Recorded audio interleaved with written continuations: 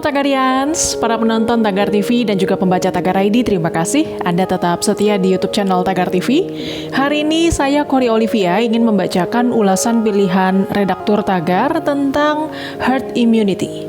Herd immunity atau kekebalan komunal atau kekebalan kelompok atau kekebalan populasi bisa dicapai kalau minimal 70% penduduk dalam sebuah negara sudah disuntik vaksin. Ini yang sedang dikejar Presiden Joko Widodo dalam upaya menghentikan penularan COVID-19. Presiden Jokowi optimis target program vaksinasi COVID-19 untuk 181,5 juta penduduk Indonesia atau sekitar 70% masyarakat bisa selesai pada akhir tahun 2021.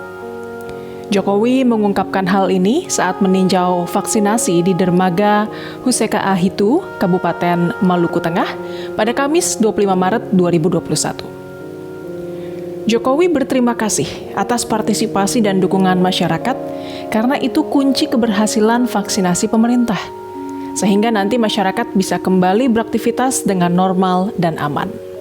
Peneliti Kepala Badan Kesehatan Dunia, Dr. Soumya Swaminathan menjelaskan herd immunity atau kekebalan kelompok atau kekebalan populasi adalah konsep yang digunakan untuk imunisasi, di mana suatu populasi dapat terlindung dari virus tertentu jika suatu ambang cakupan imunisasi tertentu sudah tercapai.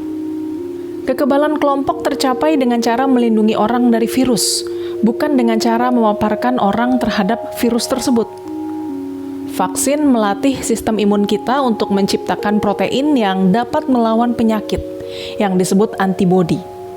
Seperti kalau kita terpapar pada suatu penyakit, tapi perbedaan pentingnya adalah bahwa vaksin bekerja tanpa membuat kita sakit.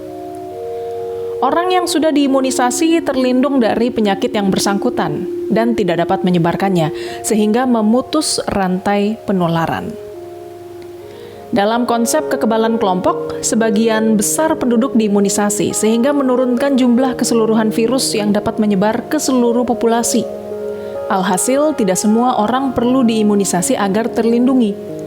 Hal ini membantu memastikan bahwa kelompok-kelompok rentan yang tidak dapat diimunisasi tetap aman. Presentasi orang yang perlu memiliki antibodi untuk mencapai kekebalan kelompok terhadap suatu penyakit berbeda-beda dari satu penyakit ke penyakit lain.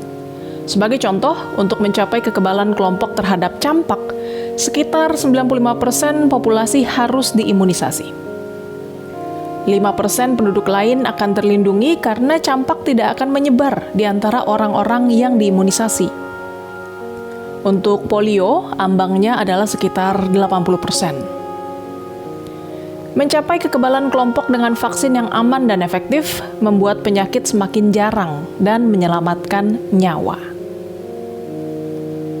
Berapa persen penduduk di suatu negara harus disuntik vaksin untuk mencapai herd immunity atau kekebalan kelompok?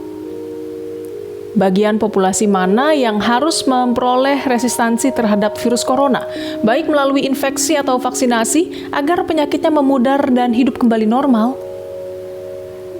Sejak dimulainya pandemi, angka yang ditawarkan banyak ahli epidemiologi adalah 60-70%. Kisaran ini masih dikutip Organisasi Kesehatan Dunia dan sering diulangi selama diskusi tentang perjalanan penyakit di masa depan. Meskipun tidak mungkin untuk mengetahui dengan pasti berapa batasnya sampai kita mencapainya dan transmisi terhenti, memiliki perkiraan yang baik itu penting, memberi gambaran kapan kita dapat berharap untuk bernapas dengan bebas lagi. Dr. Anthony S. Fauci, penasihat pemerintahan Trump dan pemerintahan Joe Biden, sudah mulai secara bertahap meningkatkan perkiraan kekebalan kawanannya. Pada hari-hari awal pandemi, Dr. Fauci cenderung mengutip perkiraan 60-70%, yang sama seperti yang dilakukan sebagian besar ahli. Kemudian ia mulai mengatakan 70-75% dalam wawancara televisi. Selanjutnya, dalam sebuah wawancara dengan CNBC News awal Maret 2021, ia mengatakan 75-80-85% dan 75-80 lebih. Tagarians, demikian ulasan pilihan redaktur Tagar hari ini tentang herd immunity. Subscribe YouTube channel Tagar TV dan klik loncengnya juga untuk mengikuti video menarik membahas topik terhangat hanya untuk Anda. Saya Kori Olivia, Tagar TV.